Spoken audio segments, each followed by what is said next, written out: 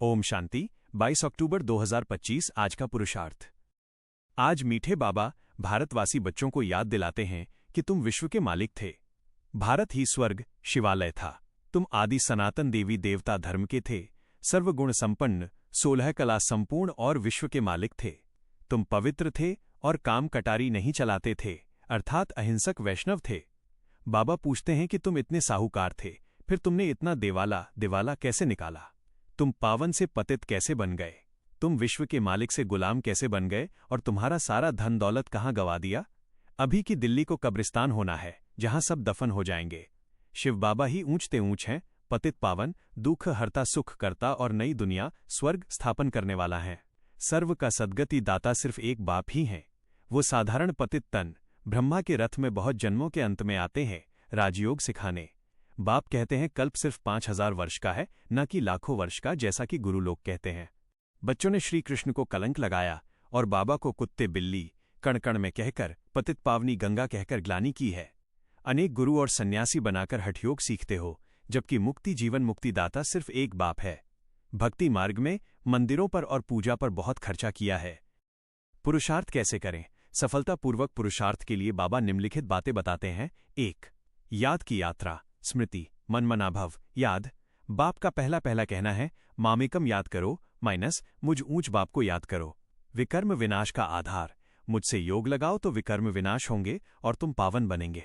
योग बल, याद से ही बल ताकत मिलता है, जिस योग बल से तुम विश्व के मालिक बनते हो।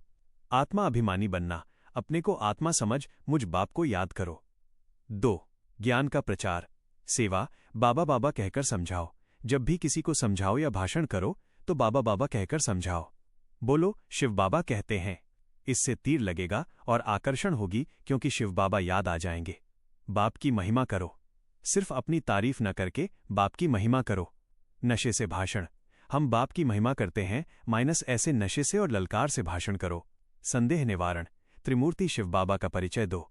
समझाओ कि पावन दुनिया का मालिक बनने के लिए सिर्फ एक से योग लगाना है।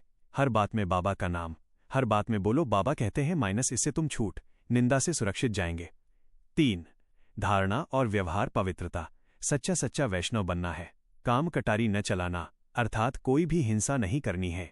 बुद्धि योग तोड़ना, देह सहित सभी संबंधों से बुद्धि का योग तोड़ दो। अपनी देह भी छोड़ी तो बाकी रही आत्मा, सिर्फ बाप से योग लगाना है। हाँ जी का पाठ, सेवाओं में खुशी और उमंग से हाँ जी का पाठ पक्का करना है, ताकि सर्व की दुआओं के पात्र बन सको। सहयोग और दुआएं, जो रांग गलत भी है उसे धक्का देने के बजाय सहारा देकर खड़ा करो। सहयोगी बनो, जिससे संतुष्टता की दुआएं मिलेंगी। पुरुषार्थ में क्या नहीं करना चाहिए? What to avoid in effort. पुरुषार्थ में सफलता के लिए इन बातों से बचना चाहिए। 1. देह अभिमान और अहंकार, अहंकार त्यागना, अहंकार नहीं रखना है। देह अभिमान में आकर भाषण नहीं करना है। बाबा कहते हैं तुम अभी चींटियां हो, मकोड़े भी नहीं बने हो, फिर भी अहंकार रहता है। अपनी बड़ाई ये नहीं लिखना है कि हमने ऐसा भाषण किया या हमने ये समझाया, हमेशा बाबा का नाम लेना है। 2. व्यर्थ समय गंवाना, झरमुई झगमुई से बचना। झरमुई झगमुई, फालतू की बातों और झगड़ों में अपना टाइम वेस्ट नहीं करना है। 3. बाबा को भूलना, नाम नहीं लेना। बाबा का नाम नहीं लेते हो इसलिए किसी को तीर लगता नहीं। याद न करना, सारा दिन बाबा को बिल्कुल याद ही नहीं करते हो और मुरली भी नहीं पढ़ते हो तो याद का बल नहीं मिलता है। 4.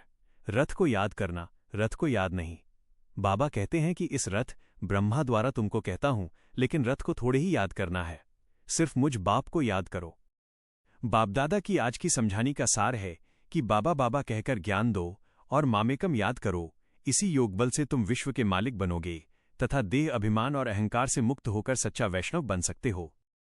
ओम शांति।